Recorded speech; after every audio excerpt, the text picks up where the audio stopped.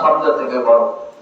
এই প্রথম চারবার আল্লাহু আকবারে আমরা অর্থ পেলাম যে আল্লাহ চতুর্দিক থেকে বড়। এরপরে মুয়াজ্জিন কি বলেন? মুয়াজ্জিন বলেন যে আল্লাহ চতুর্দিক থেকে বড়, আশহাদু আল্লা ইলাহা ইল্লাল্লাহ। তোমাকে অবশ্যই স্বীকার করতে হবে যে আল্লাহ চতুর্দিক থেকে বড়, এই আল্লাহ ছাড়া আর কোনো মাবুদ নাই।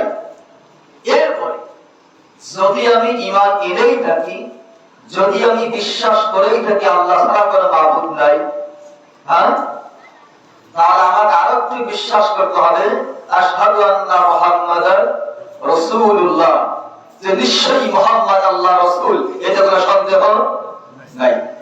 এরপরে মুয়াজ্জিন সাহেব কি বলেন? হাইয়া আলাস সালাহ। কি বলেন? হাইয়া আলাস সালাহ। কোথায় আসো? নামাজের দিকে আসো, আল্লাহর দিকে আসো। আমরা বলি মুয়াজ্জিন তুমি চিল্লা করো। মুয়াজ্জিন তার দ্বিতীয় ভঙ্গিতে বলতেছেন হাইয়া আলাল ফালাহ, যদি তুমি নামাজে আসো তোমার কিসমত খুলবে, তোমার ভাগ্য খুলবে, তোমার জীবনের মোড় খুলবে। এরপরে আবার দুইবার কি বলেন? আল্লাহু আকবার, আল্লাহু আকবার। আল্লাহ উপর থেকে বড়, আল্লাহ নিচ থেকেও বড়। দেখেন, আমি দেশের মধ্যে আমার থেকে বড় কোন নেতা আর কেউ নাই, আমার থেকে বড় কোন আলেম নাই, আমার থেকে নামি দামি কেউ নাই। একটা জিনিস মনে করতে হবে, মানুষ আমাকে চিনে শুধুমাত্র আসমান আর জমিনের মধ্যবর্তী স্থানে আছে যারা, তারা আমার চেনে। আসমানের উপরে যারা আছে তারা আমার কথায়, আমার ভঙ্গিতে কেউ নাড়াচাড়া করে। হ্যাঁ, জমিনের নিচে যারা আছে আমি হুমকি দিলে, ধমক দিলে তাদের কিছু যায় আসে? আমার হুমকি ধামকি আসমানের উপরেও কি না কোনো কাজে লাগে না। আমার হুমকি ধামকি জমিনের নিচে যারা আছে তাদের কোনো কাজে লাগে না।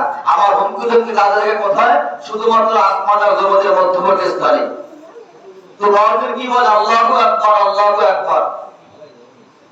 আল্লাহ উপর থেকে বড়, আল্লাহ নিচ থেকেও বড়। এখন কি পাইলাম অর্থ? আজানের মধ্যে কি পাইলাম? যিনি চতুর্দিক থেকে বড়, যিনি ছাড়া কোনো মাবুদ নাই, মুহাম্মদ যে আল্লাহ রাসূল, সেই মুহাম্মদ সাল্লাল্লাহু আলাইহি সাল্লাম যেই নামাজ নিয়ে আসেন, এই নামাজ যদি তুমি পড়ো তাহলে তোমার কি হবে? তোমার কিসমত খুলবে, তোমার ভাগ্য খুলবে, তোমার জীবনের মোড় খুলবে। এমনকি যেই মালিক আসমান আর জমিনের মধ্যবর্তী স্থানে তোমার জন্মের পর থেকে মৃত্যুর পূর্ব মুহূর্ত পর্যন্ত যিনি তোমাকে সদা সর্বদা সুনজরে নজর দিয়েছেন, তুমি যদি মারা যাও শূন্য আকাশের যত ফেরেশতা আছে, তো ঈমান নিয়ে মারা যেতে পারো, সমস্ত ফেরেশতা আসমান আর জমিনের সমস্ত বাসিন্দারা তোমার মৃত্যুতে বিনা দাওয়াতে, বিনা মিলাদে, বিনা কদমে তোমার জন্য মাগফিরাত কামনা করবে। সুবহানাল্লাহ। কিন্তু যদি আমি আমার জীবনে এত সুন্দর স্লোগান শোনার পরেও মুয়াজ্জিন শেখ বাকি কি বলে? লা ইলাহা ইল্লাল্লাহ, আল্লাহ ছাড়া কোনো মাবুদ নাই। এত সুন্দর স্লোগান শোনার পরেও যেই মুসলমান নামাজ ছেড়ে যায়, যুক্তিগত দিক দিয়া এই ব্যক্তিকে বলে আল্লাহ বেজার না খুশি, বেজার না খুশি, বেজার। আল্লাহকে বেজার করে মৃত্যুবরণ করার পরে জুমার দিনে পাঁচটাতে জেলা দেওয়ার 50টা কাটলো দিয়া তোমার বানাবেন আর মনে মনে ভাবতেন আমার আজকের মিলাদি সবকিছু একেবারে এলাম। এত সুন্দর।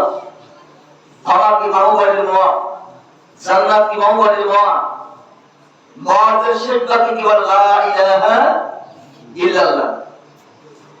আল্লাহর হাবিব বলেন যদি কোনো বান্দার প্রথম কথা হয় লা ইলাহা ইল্লাল্লাহ আর শেষ কথা হয় লা ইলাহা ইল্লাল্লাহ, তাহলে জান্নাত। আল্লাহ তাকে দিয়ে দেবেন, জান্নাত দিয়ে দেবেন। এখানেই খান্তরা। যদি কোনো বান্দা মুসলমান অবস্থায় ঈমানি হালাতে 40 বছর কি পায়? হায়াত পায়, আল্লাহ রাব্বুল আলামিনের পক্ষ থেকে ওই ব্যক্তির উপর এমন একটা রহমত হয়, আল্লাহর পক্ষ থেকে এমন একটা বরকত তার উপরে আসে যে ওই ব্যক্তি উন্মাদ হয় না। কি হয় না? উন্মাদ হয় না, পাগল হয় না, দুনিয়ার জন্য সে পাগল হয় না।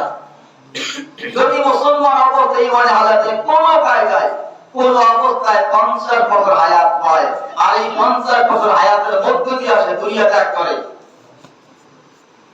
তাহলে মহা মুসিবতের সময় কিয়ামতের বাজারে মালিক নিজে ওই ব্যক্তির পক্ষে, ওই বান্দার পক্ষে, ওই বান্দার হিসাব নিকাশ যা কিছু আছে সমস্ত হিসাব নিকাশ মালিক তার নিজ দায়িত্বে সহজ করে দেবে। সুবহানাল্লাহ। একটা রাষ্ট্রের রাষ্ট্রনায়ক যার পক্ষে থাকে, একটা রাষ্ট্রের রাষ্ট্রনায়ক যার পক্ষে থাকে, ওই ব্যক্তি রাষ্ট্রের মধ্যে চলতে তার কারোভাবে টাকা লাগে, তার চিন্তা করা লাগে, তার চিন্তা করা লাগে কারো লাগে না। সে জানে যে এই রাষ্ট্রের রাষ্ট্রনায়ক স্বয়ং আমার পক্ষে। তো ইমানি হালাতে 50 বছর যারা হায়াত পায় এবং এর মধ্য দিয়ে যারা মারা যায়, আল্লাহর হাবিব বলেন এই ব্যক্তির হিসাব নিকাশ যা কিছু আছে স্বয়ং মালিক তার নিজ দায়িত্বে সহজ করে দেবে। সুবহানাল্লাহ। যদি কোন বান্দা মুসলমান অবস্থায় ইমানি হালাতে 60 বছর হায়াত পায়, কয় বছর? 60 বছর হায়াত পায়, আল্লাহ রাসূল বলেন আদম সন্তান বলতে সমস্ত আদম সন্তান গুনাহগার, আর গুনাহগারদের মধ্যে যারা ভালো, যারা তওবা করে, আর যারা তওবা করে তারা কেমন যেন জিন্দেগিতে কোনো গুনাহ করে নাই। সুবহানাল্লাহ। অতএব যদি কোনো বান্দা মুসলমান অবস্থায় ইমানি হালাতে 60 বছর হায়াত পায়, আল্লাহর হাবিব বলেন যে ওই ব্যক্তির তকদিরে তওবা নসিব হয়ে যায়। সুবহানাল্লাহ। ভুল হওয়া অসম্ভব নয়, মানুষ মাত্রই ভুল হয়, তবে ভুল করে যে তওবা করে মালিক তাকে নাজাত দেয়। সুবহানাল্লাহ। হ্যাঁ, যার চলন্ত প্রমাণ আদম আলাইহিস সালাম, যার চলন্ত প্রমাণ কি বলেন? আদম আলাইহিস সালাম, যার চলন্ত প্রমাণ অসংখ্য অগণিত পীর পয়গম্বর সহ আল্লাহর অসংখ্য অগণিত মাহবুব বান্দাদের তরফ থেকে পাওয়া যায়। এরপরে যদি কোন বান্দা মুসলমান অবস্থায় ইমানি হালাতে 70 বছর, কয় বছর? 70 বছর হায়াত পায়, তাহলে আসমানের সমস্ত ফেরেশতারা, আসমানের সমস্ত ফেরেশতারা ওই বান্দার দিকে সুরতের নজর দিয়ে দেয়। সুবহানাল্লাহ। একবার মসজিদে নববীর মধ্যে আল্লাহর নবী মুহাম্মদুর রাসূলুল্লাহ সাল্লাল্লাহু আলাইহি ওয়াসাল্লাম তিনি সাহাবীদেরকে নিয়ে বসে আছেন। জিবরাইল আমিন হাজির, ইতিমধ্যে দূর থেকে আবু যার ভয় আসতেছে। জিবরাইল বলতেছেন আল্লাহর হাবিব, ওই কি আবু যার ভয় আসে না? আল্লাহর হাবিব জিজ্ঞাসা করেন আবু যার ভয় আপনি কেমন ছিলেন, কিভাবে ছিলেন? সে তো দুনিয়ার একজন মানুষ। জিবরাইল বলতেছেন ইয়া রাসূলুল্লাহ, ইয়া হাবিবাল্লাহ, আবু যার গিফারীকে দুনিয়ার মানুষ যতটা না চেনে, আসমানের ফেরেশতারা তাকে বলেছেন। সুবহানাল্লাহ। আল্লাহ রাসূল জিজ্ঞাসা করেন যে আবু যার গিফারী এমন কি আমল করে, এমন কি আমল তিনি করেন যে দুনিয়ার মানুষের থেকে আসমানের ফেরেশতারা তাকে বলেছেন? বলে সূরাতুল ইখলাস। তিনি এত পরিমাণে সূরাতুল ইখলাস পাঠ করেন যে